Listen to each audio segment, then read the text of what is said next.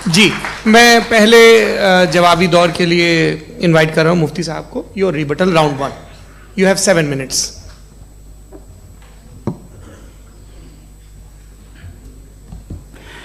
Thank you very much Javed साहब, आपकी बात को सुनकर बड़े महजूज हुए हम लोग। महजूज, do you understand? We enjoyed. Okay, अब थोड़ा सा लॉजिकली उसको हम लोग देखते हैं। दरअसल हम लोगों ने कल गुजारिश की थी मुफ्ती साहब से भी, जावेद साहब से भी, कि हिंदुस्तानी ज़बान आम फहम सबको समझ में आ जाए और जहां कहीं आप मुश्किल शब्द इस्तेमाल करें वहां बताते भी चलें। Thank you. तो सबसे पहले हमारे रिस्पेक्टेड जावेद साहब ने हवाला दिया कि खुदा फ़ानी है। कितने मजहब आगे चले गए, किसी ने जुपिटर को खुदा माना, किसी ने किसी को माना। मैं कहता हूं जिसने कॉन्टिंजेंट चीज को खुदा माना, गलत माना, वो खुदा ही नहीं, वो खुदा ही नहीं है।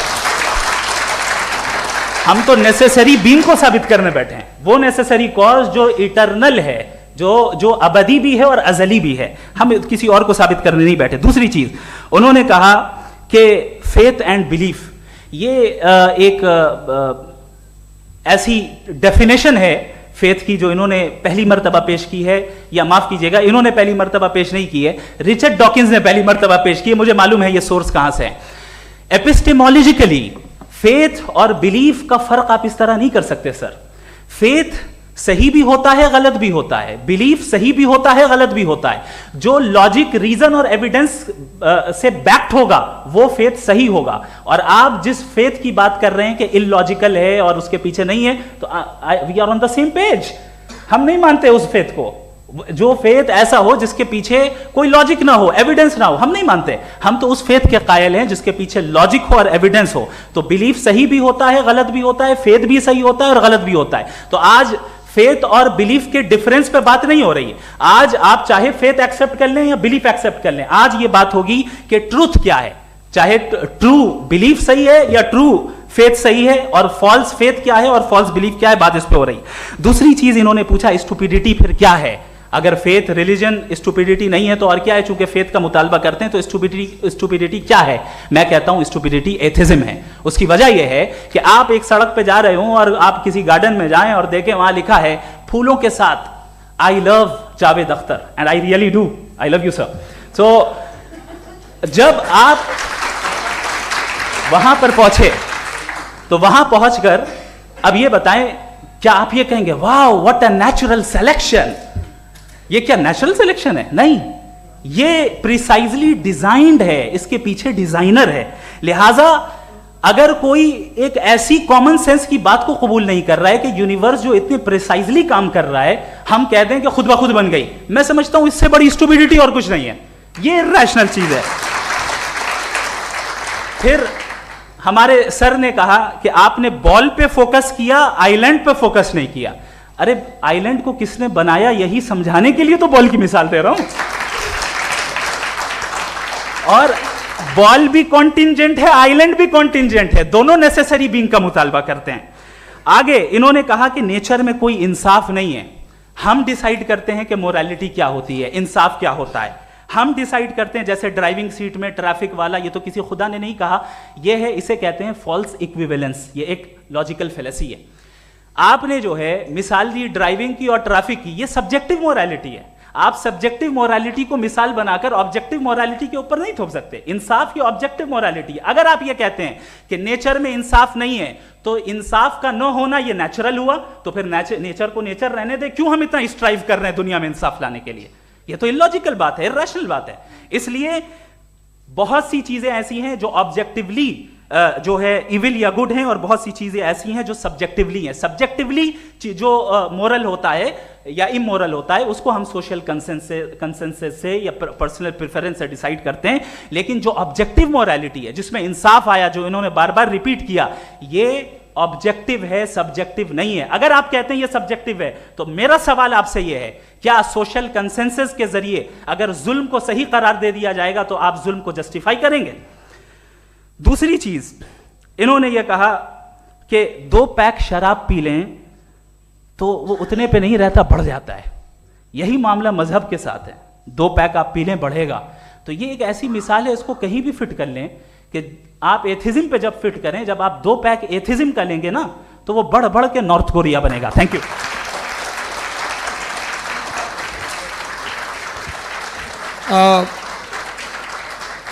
फर्स्ट राउंड के रिबटल के लिए मैं जावेद साहब को इनवाइट कर रहा हूं। आपके पास 7 मिनट का वक्त है, रीसेट कर दीजिएगा प्लीज। मुझे इस बात की खुशी है कि मुफ्ती साहब ने भी मान लिया कि नेचर में कोई इंसाफ नहीं है। तो कोई भी चीज़ जो इंसान ने नहीं बनाई है उसमें इंसाफ नहीं होता है। एक बात मैं आपसे अर्ज़ करूँ, ज़रा पता लगा लीजिएगा, ये जो आप बाग में जाते हैं बेहद खूबसूरत फूल देखते हैं ना, इनमें से कोई नेचुरल नहीं है। ये सारे फूल क्रॉस करके बनाए गए हैं। जो जंगल में फूल होते हैं नहायत मामूली होते हैं, ये फूल इंसानों ने बनाए हैं। जो आप बाग में देख के वाह वाह कहते हैं, ये इंसानों के बनाए हुए हैं। डिफरेंट फूलों को क्रॉस करके, डेवलप करके, फिर क्रॉस करके इस तरह से बनाए गए। नेचुरल फ्लावर नहीं। किसी जंगल वीरान में जाके आप गुलाब के फूल नहीं देखेंगे। ये सब बनाए हुए इंसान ने, बहुत से काम इंसान ने किए हैं। बाकी है कि आपने मेरी एक बात का जवाब नहीं दिया, जिससे मुझे शिकायत है कि फेथ क्या है और आप फेथ मांगते क्यों हैं मुझसे। आप तो लॉजिकल हैं, आपके पास तो सारे रैशनल्स हैं, आपके पास सारे सबूत हैं, तो आपको फेथ की डिमांड क्यों करते हैं कि भाई तुम सरेंडर कर दो और सवाल मत करो। कोई मजहब सारे सवाल करने की इजाजत नहीं देता है और मना करता है कि ज़्यादा सवाल ना करो, बह जाओगे तुम। आप क्यों रोकते हैं? हकीकत यह है कि इंसानी तारीख क्या है। इंसानी तारीख ये है कि दुनिया में 2 तरह के लोग हुए हैं। एक वो जिन्होंने अपनी लाइल्मी की परस्तिश की है, दूसरे वो जिन्होंने अपनी इग्नोरेंस या लाइल्मी से झगड़ा किया है और मालूम किया है कि क्या है। ये जो आप कह रहे हैं, आज आप हैरान हैं कि भाई ये यूनिवर्स कैसे बनी। लोग हैरान थे कि सूरज डूबता है तो इधर से कैसे निकलता है। और आप एक कदम जाके हमेशा का मानने को तैयार है, एक कदम पीछे ही मान जाइए। भाई आप इसके बाद जाते हो, कहते सवाल ना करना कि ये कहाँ से आया, ये पावर तो हमेशा से हमेशा रहेगी। तो आप यूनिवर्स के बारे में मानने में क्या तकलीफ है? एक कदम पहले रुक जाइए। ये हमेशा से थी या नहीं थी हमें मालूम नहीं है। और ये कहना कि हमें मालूम नहीं है, कमाल ये है कि दुनिया के सारे मजहब सब जानते हैं ये दुनिया कैसे बनी थी, कैसे मिटेगी, मरने के बाद क्या होगा, इनको सब इल्म है। इनको किसी को डायनासोर होते थे पहले ये नहीं पता था, किसी को नहीं पता। किसी भी दुनिया की मजहबी किताब में डायनासोर का जिक्र नहीं है। लेकिन बाकी सब बातें, how to make universe in 4 easy lessons and बाकी सब पता है। जिसको सब पता है वो गड़बड़ है। हम में ये इंकिसार, ये ह्यूमिलिटी होनी चाहिए कि हम ये कहें कि हमें ये बहुत सारी बातें नहीं मालूम, लेकिन हम उनकी परस्तिश ना करें, अपनी लाइल्मी को की परस्तिश ना करें, हम उसे पता लगाने की कोशिश करें।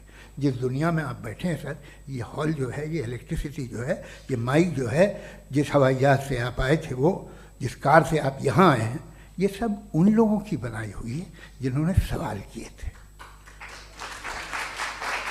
ये दुनिया जिसमें आप आज आराम से हैं, ये उन लोगों की बनाई है कि जिन्होंने सवाल किए थे। और हर स्टेज पे इन सवालों को मकरूह कहा गया था, गलत कहा गया था। आप जरा तारीख पढ़िए, एक बड़ी दिलचस्प किताब है बर्ट्रैंड रसेल की,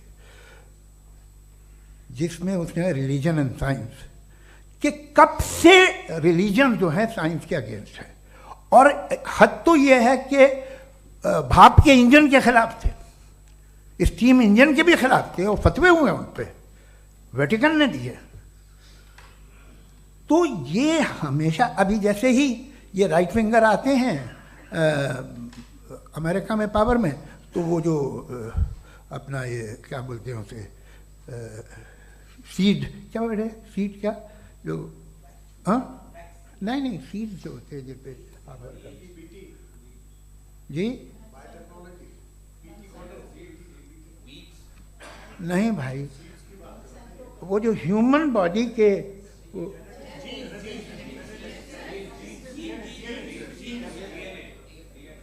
उस पर रिसर्च बंद हो जाती है, रिपब्लिकन नहीं करने देते। अरे भाई इतना डर क्या है तुम्हें? एक ज़माने में बहुत नाराज थे ये सारे मजहबी लोग कि ये इंसान तो इंसान बनाने की कोशिश कर रहा है। आपको क्या तकलीफ भाई, बना ले तो बना लेने दो, ये खौफ क्या है? और ये सब आज जो आप कह रहे हैं नामुमकिन है, ये कैसे हुआ? मुझे एक किस्सा याद आता है। जब मैं छठी क्लास में था तो मैं मैथमेटिक्स में बहुत वीक था, तो एक टीचर रख दिया गया, उसने 1 2 3 4 5 6 7 तो सिखा दिया मुझे। वो दिन मैं भूल नहीं सकता हूँ मुफ्ती साहब, जिस दिन उसने ये बताया कि 1/2 क्या होता है और 3/4 क्या होता है, मुझे ऐसा लगा कि मेरा सर बीच से फट जाएगा। ये आदमी कह रहा है कि जो दीवार के अंदर जाओ वॉक करते हुए। आज हंसता हूँ मैं इस बात पे। तो आज जो बातें आपके जहन से बिल्कुल परे हैं और आप हैरान होते हो उन्हें देख के, एक वक्त आएगा कि मामूली लगेंगे। और हुआ है, आपकी इंसानी तारीख ही है। इतनी जल्दी सारे फैसले आप मत कर लीजिए, थोड़ा ये ह्यूमिलिटी रखिए कि भाई ये हमें नहीं मालूम। ये कहने में क्या आ रहा है? ये यूनिवर्स कहाँ तक फैली, ये कब से है और कब तक रहेगी, हमें नहीं मालूम। आपने फैसला कर लिया कब बनी। ये आपके हिसाब से कोई 14 बिलियन ईयर बनी जो समझा जाता है।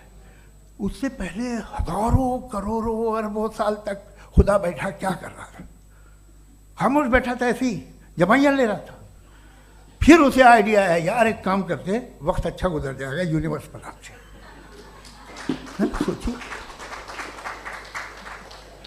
वो तो हमेशा से है ना, मगर यूनिवर्स हमेशा से नहीं है, ये तो बनाई गई है। और उससे पहले क्या था, इनका क्या काम था?